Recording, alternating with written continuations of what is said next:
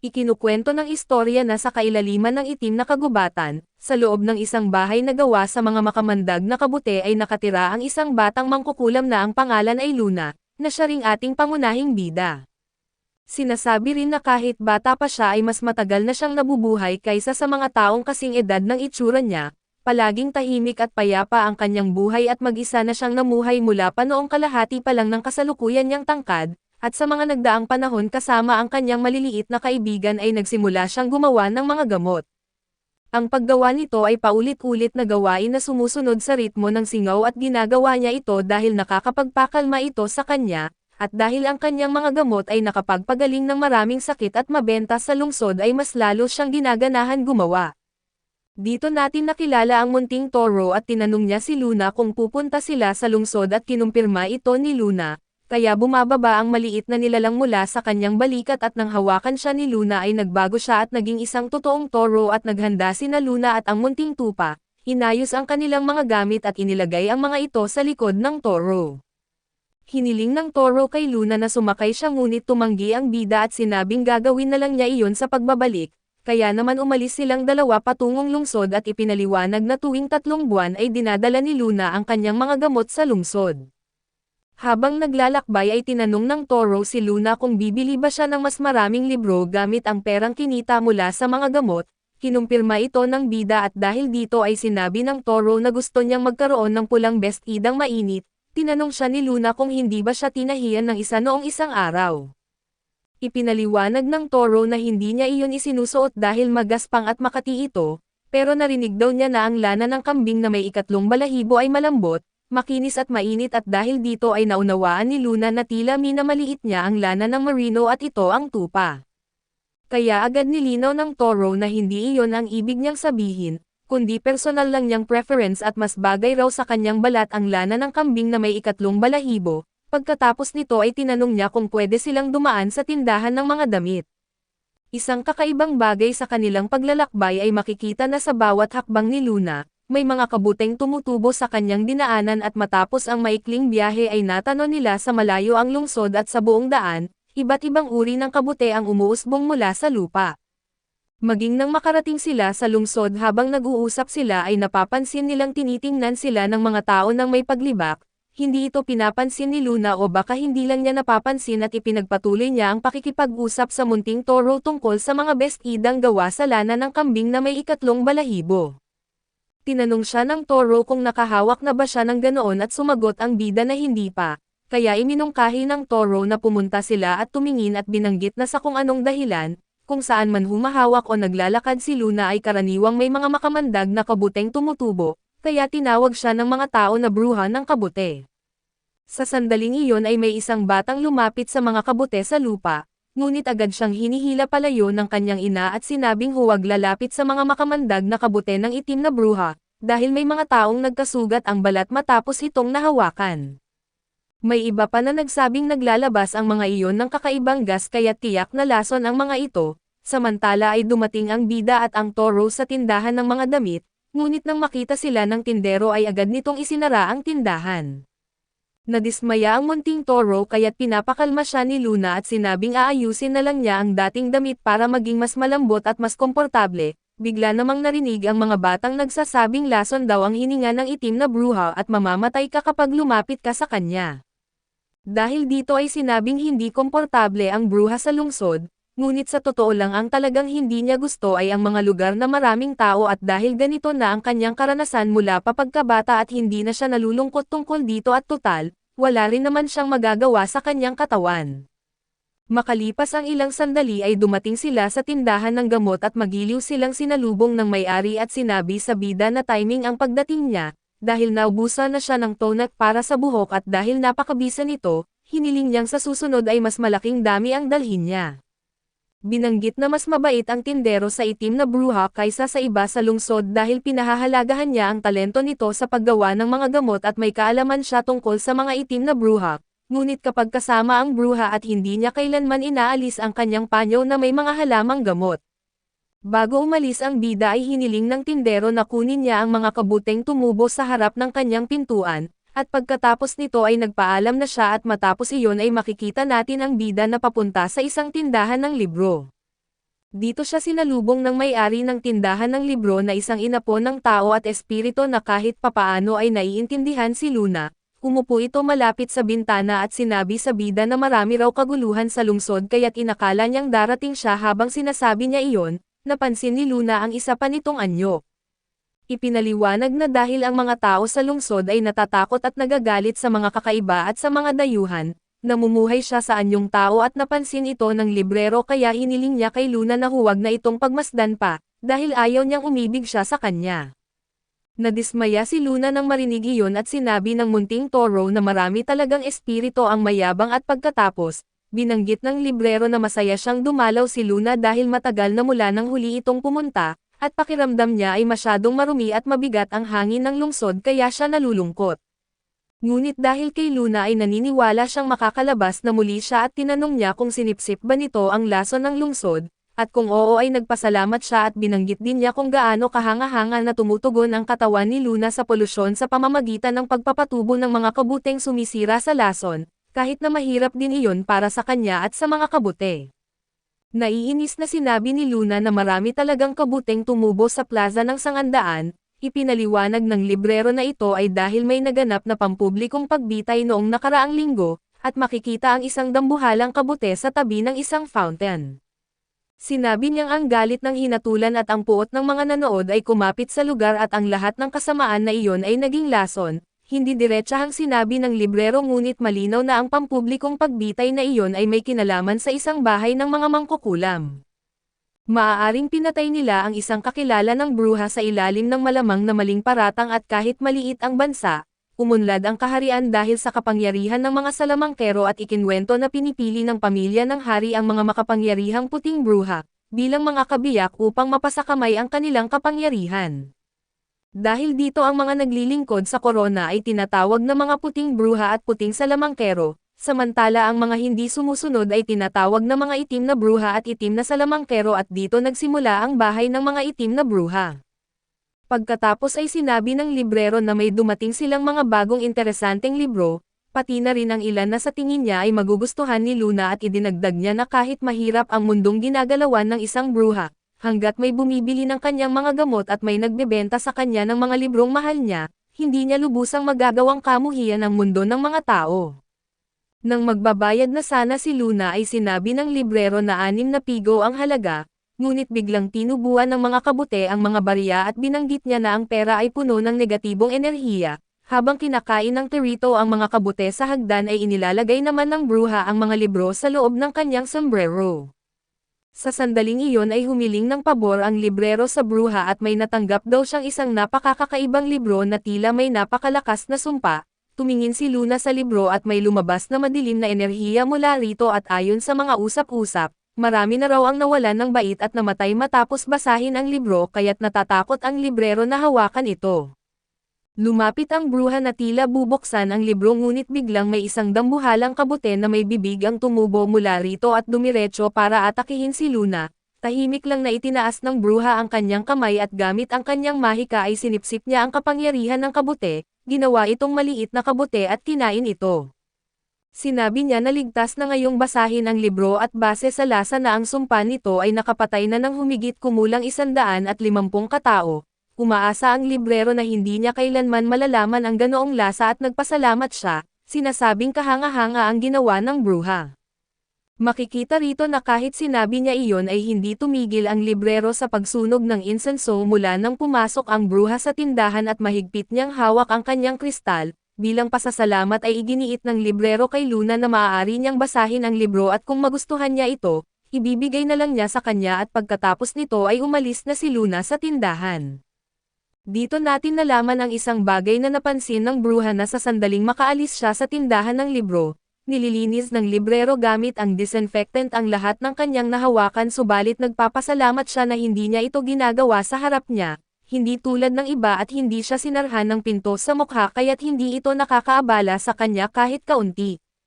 Habang naglalakad sila sa lungsod ay nakakita sila ng maraming tao na nagtipon, karamihan sa kanila ay sabik dahil muli nang nagkaroon ng supply ng isang gamot at ang gamot na dati nang dinala ni Luna. Masaya ang lahat dahil may gamot na silang makakapagpagaling sa kanilang mga may sakit na kapamilya, at gusto rin nilang pasalamatan ang gumawa nito lalo na't mababa lang ang presyo ng gamot. Napangiti si Luna dahil dito kahit marami siyang hindi magandang karanasan sa lungsod, sulit pa ring bumisita rito para maranasan ang mga ganitong sandali at di niya makikita ang lahat ng iyon, kung mananatili lang siya sa kanyang bahay sa loob ng kagubatan. Ito ang kanyang gantimpala sa pagkakaroon ng lakas ng loob na humakbang palabas sa mundo. Makikita nating mas maraming rosas ang tumutubo sa kanyang sombrero at sinabi ng munting toro na kung nalaman lang ng mga tao na siya ang gumawa ng gamot, malamang ay hindi nila ito bibilhin.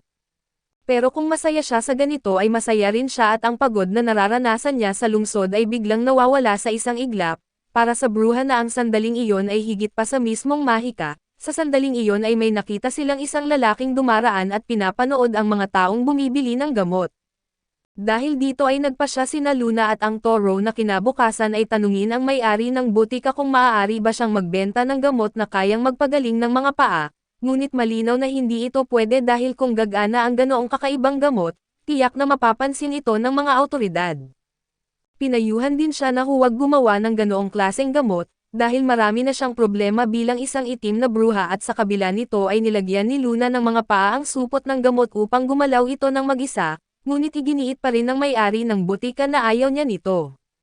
Paglabas nila sa butika ay sinabi ng munting toro na nakakalungkot na hindi tinanggap ang kanyang gamot sa kabila ng kanyang pagsisikap, nang mapansin niyang huminto si Luna at tumitingin sa paligid na tinanong niya kung hinahanap ba niya ang lalaking may kapansanan na nakita nila noon.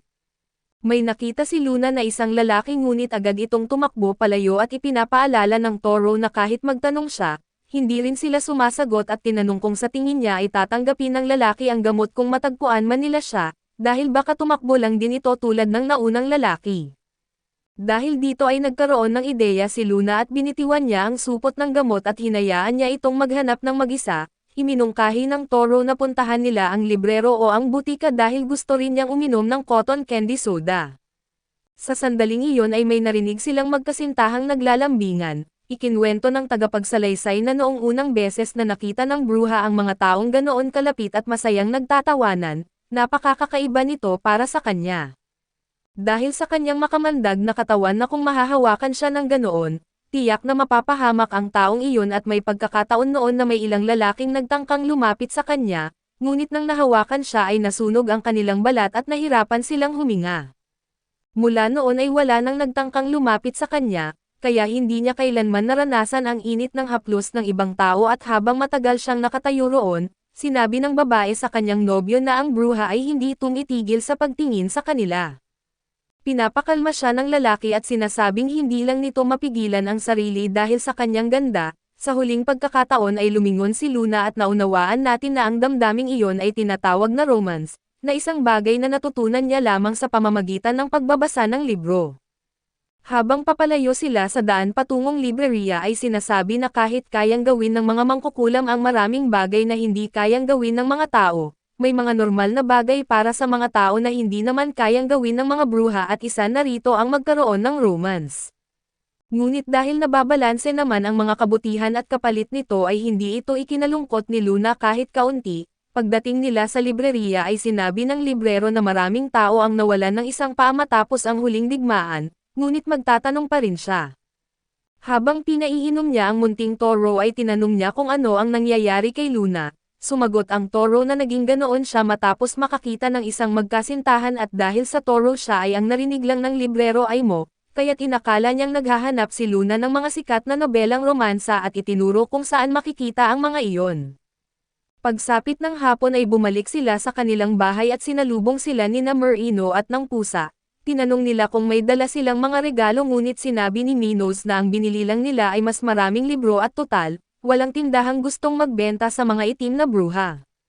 Dahil dito ay sinabi ni Merino na gusto niya ang mga librong may mga guhit, magkasamang naglakad pauwi ang tatlong maliliit at inilabas ni Luna ang kanyang libro at nagsimulang magbasa at dahil dito, nakakatakas siya sa mundong nakapaligid sa kanya at nagiging ibang tao. Makikita natin siyang gumagamit ng mahika para palalabasin sa pahina ang mga guhit at pagagalawin ang mga ito, muling binubuhay ang mabangis na labanan sa mga teksto pati na rin ang mga pagsasaliksik at iba pang bagay. Maya-maya ay bumalik ang mga munting kasama at sinasabi na dahil sa mga librong nabasa niya, Nakilala ni Luna ang maraming buhay kahit na hindi niya iyon naranasan tulad nila at dahil dito, hindi siya kailanman nakaramdam ng pag-iisa. Sa gabi ay makikita natin siyang nakapulupot sa isang dambuhalang pusa habang ipinapakita ang mga larawan mula sa mga libro. Tinanong siya kung ayaw ba niyang magbasa ng isang romantiko na kwento at namula si Luna, ngunit nagsimula siyang magbasa at ipinakita ang mga guhit. Tinanong siya ni Minos kung tungkol saan ang kwento kaya ipinakita ni Luna ang mga larawan at namangha ang lahat. Pagkatapos ay kumuha si Luna ng isang papel at nagsimulang gumuhit na isa pa sa kanyang mga paboritong libangan. Tinanong ni Marino at ng iba kung ano ang iginuguhit niya at nang mapansin ni Minos ay sinabi niyang iyon ang lalaki mula sa magkasintahang nakita nila sa lungsod. Pinuri siya ng munting toro at iginiit na eksaktong-eksakto ang pagkakaguhit niya. Para sa bruha ang lalaking nakita niya ngayong araw ay mas maganda pa kaysa sa mga prinsipe sa mga libro at mahilig ang bruha sa mga magagandang bagay, kaso nabubuhay siya sa takot na baka sirain ng kanyang lason ang kagandahang iyon. Kapag may nagustuhan siya ay inuukit niya ang itsura nito sa kanyang isipan at inililipat sa isang guhit. Ang kanyang lihim na kaligayahan ay ang itago ang mga iginuhit niya dahil sa sobrang pagsisikap niyang maipakita ang kagandahan ng mga ito, lalo pang gumaling ang kanyang talento sa pagguhit. Sa mga huling panahon kapag nakagagawa siya ng isang obra maestra at may kaluluwang kusang naninirahan dito, kahit hindi iyon ang kanyang intensyon at isa lamang sana itong simpleng guhit at ang guhit ng lalaki ay lumabas mula sa papel at ngumiti kay Luna sa kauna-unahang pagkakataon, na may isang taong ngumiti sa kanya ng ganoon katamis. Lumipad din palabas ng papel ang guhit ng magkasintahang sumasayaw at inimbitahan din ng lalaki si Luna na sumayaw, hinawakan ng tupa ang kamay ng bruha at marahan na kinurot ang kanyang ilong at bumukas ang bintana ng kanyang bahay at lumabas ang mga guhit dito. Sa sandaling iyon ay lumaki ang tupa at isinakay si Luna sa kanyang likod upang lumipad palabas ng bintana. Ang kamay na lumabas mula sa guhit ay manipis at malamig na parang papel, ngunit iyon pa rin ang unang pagkakataon na nakahawak siya sa kamay ng iba. Napakagaan ng puso ng bruha na pakiramdam niya ay kaya niyang lumipad hanggang sa buwan, isang panaginip na sayaw na tanging sa mga libro lang maaaring umiral, kahit lahat ng kwento ng pag-ibig ay hindi kayang tapatan ang paglalakbay na iyon sa gabi ng langit. Isa iyong himala at imposibleng sandali at hanggang sa biglang may malakas na bagzo ng hangin na umaalog sa guhit at tumalon si Luna upang saluhin ito, dahilan upang siya'y mahulog pababa at sa sandaling iyon, pinatubo ni Luna ang isang kabute upang saluhin ang kanyang pagbagsak. Lumapit ang tupa at tinanong kung ayos lang siya at nakita nilang bumalik na sa papel ang guhit ng lalaki, tulad ng gabing may buwan na iyon na isa iyong natatanging sandali para sa bruha na magniningning sa buong buhay niya. Sumunod na araw ay muling pumunta sina Luna at ang toro sa lungsod upang bumili ng mas maraming papel at lapis, dahil nakagawa na siya ng maraming guhit ng lalaking iyon ngunit minsan lang itong nabuhay, at baka unti-unti na niyang nakakalimutan ang kanyang mukha. Sinabi ng munting toro na kung makita niya ulit ang lalaki at iguhit ito ng mas detalyado at maaaring mabuhay itong muli, basta sana ay mabili nila ang mga papel at lapis at pagkatapos nito ay hiniling ng toro na sa susunod ay siya naman ang iguhit at mas pogi raw siya halimbawa, gawing 3 beses na mas mahaba ang kanyang mga sungay. Ngunit bigla nilang nakita muli ang magkasintahan at sa pagkakataong ito, nag-aaway na sila at sinipa ng babae ang lalaki dahilan para mawalan ito ng sigla at narinig nila ang dating nobya na sinasabing bigla raw naging napaka-boring ni Henry at ayaw na niya ng ganitong klaseng nobyo. Nagtataka siya kung ano ang nangyari sa kanya at binanggit na nagsimula raw ang lahat noong araw na nakita nila ang itim na bruha. Nang marinig ito ay kinabahan si Luna at pinagpawisan ng malamig at mula sa kanyang papel, naglabas siya ng isang makinang na enerhiya at inilapat ito sa lalaki at bumalik ang ningning ng lalaki, at agad na napalingon ang lahat ng babae lumapit sa kanya at hiniling na tingnan sila. Hindi maintindihan ni Henry ang nangyayari hanggang sa makita niya ang bruha at nang mapansin niyang nakita siya, tumakbo siya palayo at sinigawan siya ni Henry na hintayin siya ngunit hindi siya tumigil ay tinanong ng munting toro kung hindi na ba sila bibili ng papel at lapis, ngunit sinabi ni Luna na hindi na siya muling guguhit. Tinanong ng mga babae si Henry kung bakit sinusundan niya ang bruha at sumagot siya na hindi niya alam, pero sa isang sandali ay nakalimutan niyang isa itong itim na bruha at sa halip ay nakita niya itong isang mabait at magandang babae, giit niyang kakausapin niya ito kapag muli niya itong nakita. Ibang araw ay makikita si Luna na naglalakad sa lungsod nang biglang lapitan siya ni Henry mula sa likuran at batiin siya. Tinatanong ang kanyang pangalan at nanahimik ang bruha at tumingin sa paligid, iniisip kung kanino siya kinakausap.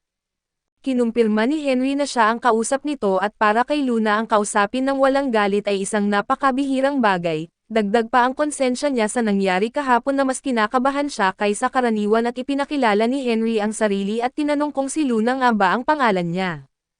Ang mga tao sa paligid ay nagulat at nagtaka kung nilalandi ba niya ang itim na bruha, kaya tinawag siya na bayani ng mga babaero at sinabi ni Henry kay Luna na pakiramdam niya ay nakita na niya ito dati. Dahil dito ay nagtago ang bruha sa loob ng kanyang sombrero at lumipad palayo at iniwan ang munting toro.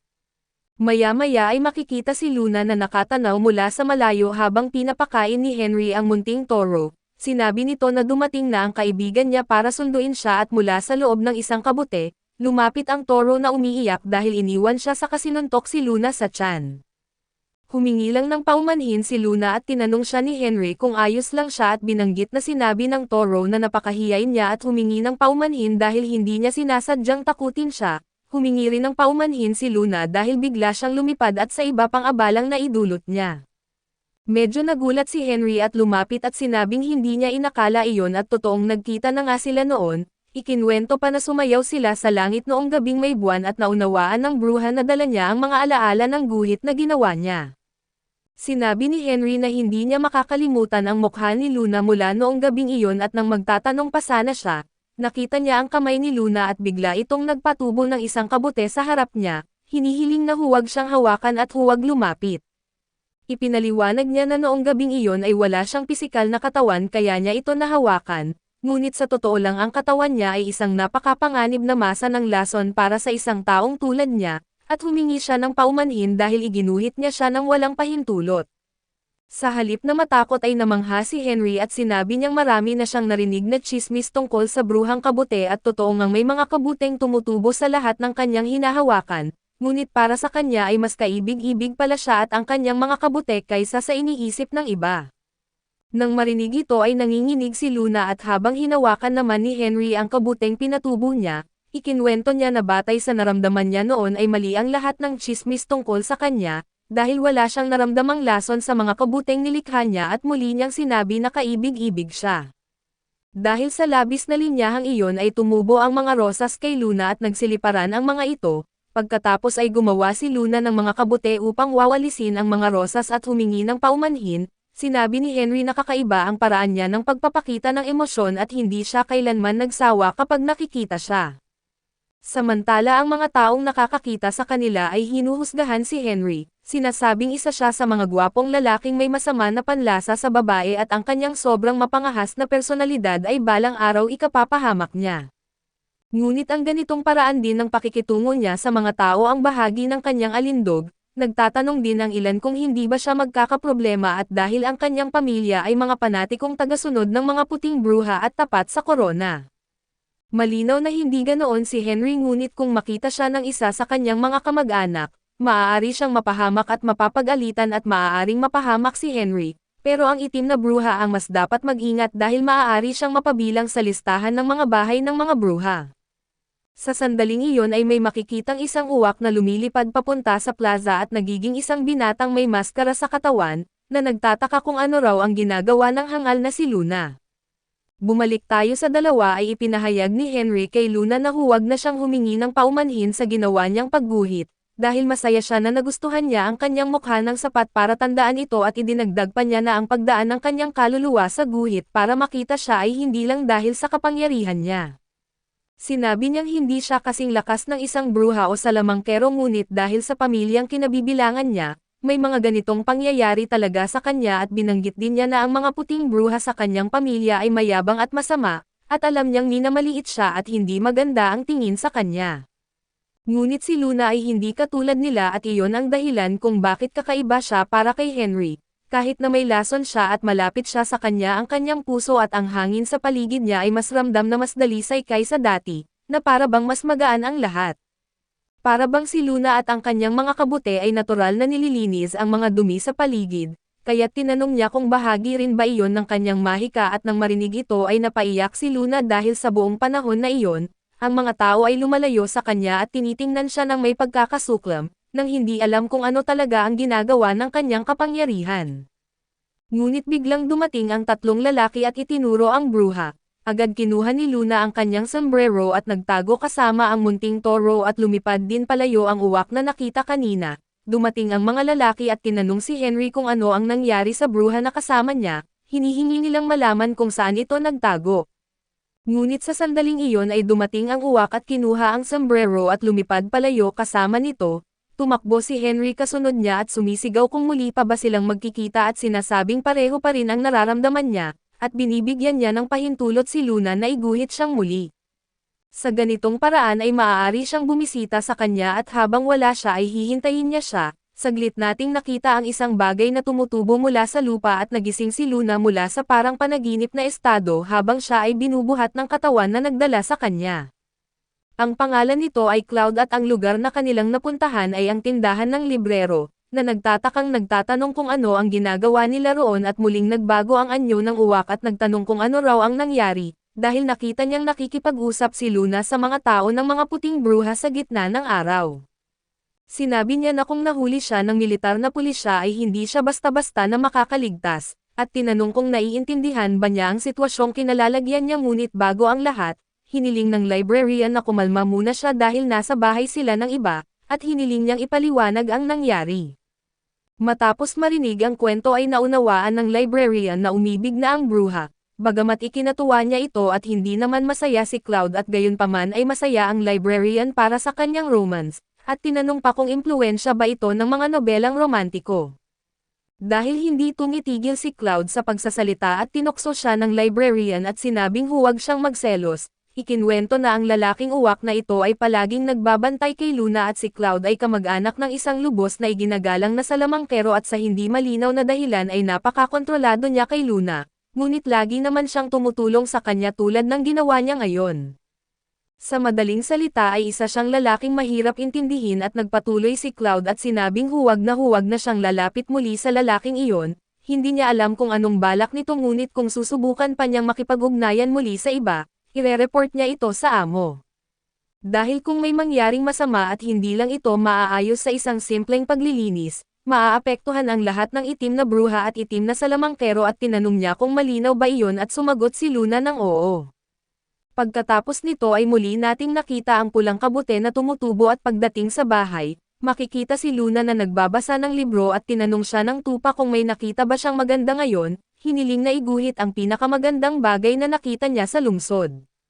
Makikita natin si Luna na kumukuha ng lapis habang inaalala ang mukha ni Henry. Ang mga sinabi nitong gusto siyang makita muli na kapag kasama siya ay mas dalisay ang pakiramdam ng kanyang puso, at nahihintayin siya nito at ang pag-alala sa lahat ng iyon ay nagpaluha sa kanya. Tinanong siya ng munting toro kung may problema ba at ang pulang kabute na nakita kanina ay lalo pang lumaki. Sa sandaling iyon ay nagsimulang gumalaw mag-isa ang kamay ni Luna at bigla na lang siyang gumuguhit kay Henry. Gusto lang niyang ilarawan ang kanyang mga salita at anyo ng paulit-ulit at hanggang sa tuluyan niyang muling mabigyan ng buhay ang guhit. Sa wakas ay tuluyan ng lumaki ang pulang kabute at niyakap ang guhit sa kahinalikan ito sa ulo. Sinubukan ng anyo ni Henry na magsalita ngunit walang lumabas na tunog at naghahanap ng paraan. Nadiskubre niyang kaya niyang magsulat sa hangin at sa paraang iyon ay pinasalamatan niya si Luna sa pagguhit muli sa kanya. Pagkatapos ng lahat ng iyon ay tinanong niya kung hindi ba siya mukhang mas magaspang kaysa dati. Inamin ni Luna na sa totoo lang ay hindi na niya planong makita siya muli dahil iniisip niyang kung iguguhit niya siya muli ay magdudulot lang iyon ng mas maraming problema. Ngunit kung hindi naman niya iguguhit ng detalyado ay hindi rin siya muling magpapakita. Inaamin niyang mas mabuti sanang hindi na siya muling makita pero hindi niya kayang tanggapin iyon at pagkatapos ng lahat, napakasaya niya tuwing nakikita niya siya. Habang umiiyak ay humingi siya ng paumanhin kay Henry dahil sa pagiging makasarili, ngunit sinabi ni Henry na huwag siyang umiyak at kahit maganda raw ang kanyang mga luha, mas gusto niyang makita siyang nakangiti.